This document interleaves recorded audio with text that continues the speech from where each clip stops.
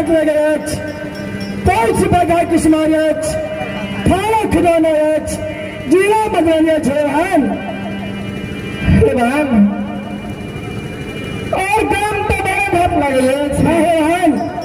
company का नाम ये सब कहते सुना रहा है बहन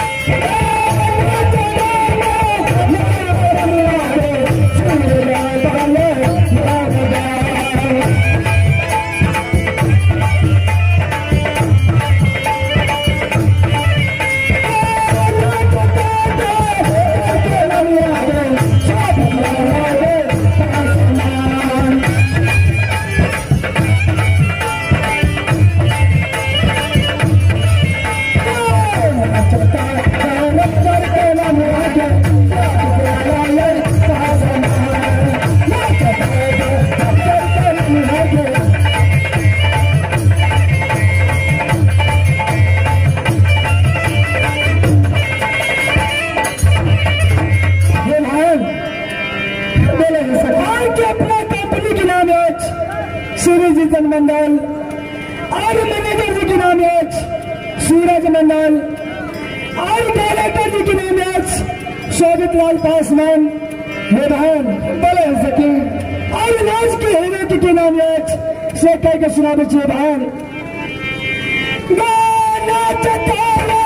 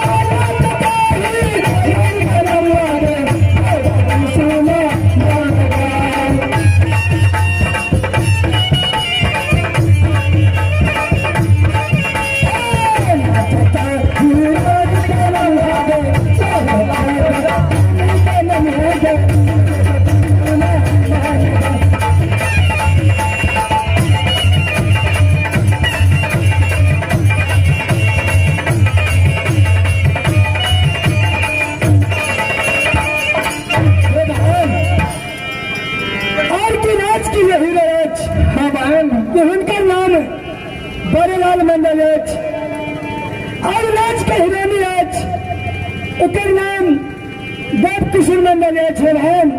बोले सकी देवान बोला और अपना बाजा में के सबके नाम बता दीजिए भाई कैसे सुना बाजा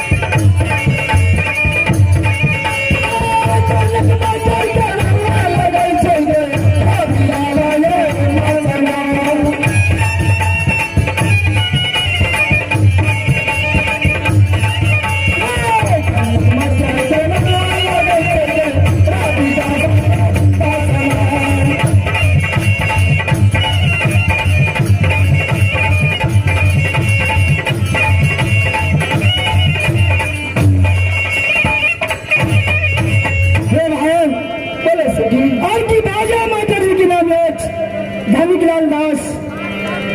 और ठकरका माटे साहब उनका नाम है गणेश दास और नवासी की नाम राजकुमार दास और कर्नक मास्टर जब तो उनका नाम है रविदास भाई बोले सकी भाई बहन किसान के नाम तो बीत गया है और अपना 4-5 सखी के 3 नियम है सब नारायण पत्नी बात है भैया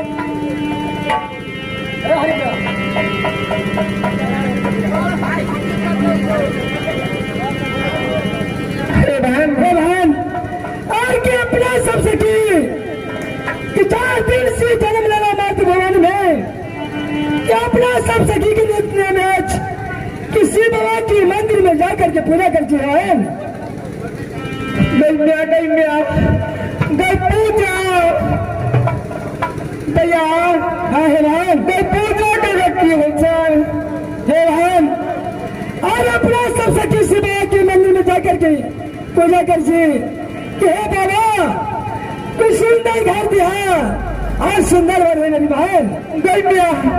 गई घर पे घर पैर के भेजा भैया हाँ भैया गई तू बार में भी जी गए पूछ दिया तो पूछबे कर दिया आ गए हो यहाँ भैया जी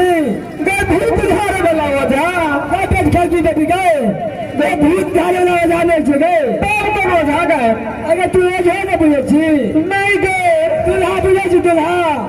चूल्हा मैं भंसा करे वाला चूल्हा गए भंसा करे वाला चूल्हा में गए दूल्हा दूल्हा में बुझे गई कैसी हे बहन आगे तू दूल्हा में बुझे ना स्वामीनाथ बुझे स्वामीनाथ हाँ मैं स्वामी घास से हे बहन स्वामी घास ने बहन स्वामीनाथ ने बुझे हम वहाँ न बुझे आगे क्या बुझबेगा आगे क्या न बुझे हम साथ देखे तुमला तू बुढ़वा के मिसकॉल से मारे सब हम बजवा रहे छे आगे भैया श्याम बुझबा वैसे बता बुझे तभी जैसे खेले के खेल खेली कहा ले जा आधान चला के छोड़ पाल न बजा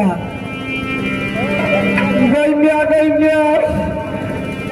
भैया हम पानी पहले आई ले हम आधान चला के नहीं ला बजे पानी अगर भरा वाली जे